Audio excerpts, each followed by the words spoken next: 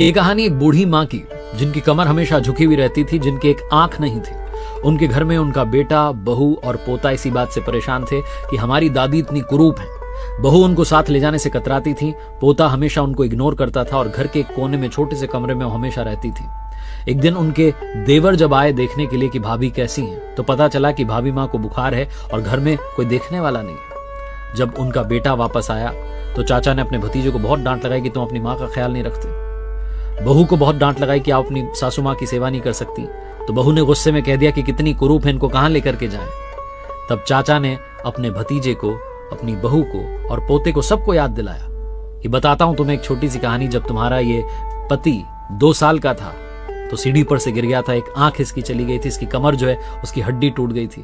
तब भाभी ने अपनी बोन मैरो डोनेट की, भाभी ने एक आंख डोनेट की, इसीलिए तुम्हारा पति सीधी कमर के साथ चल पा रहा है, दोनों आंखों से दुनिया देख पा रहा है।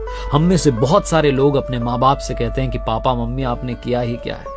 अपने माता पिता से ये कहने से पहले 100 बार नहीं बल्कि अनंत बार सोचिएगा। ये लाइन कभी मत कहिएगा कि आपने हमारे लिए किया ही क्या है।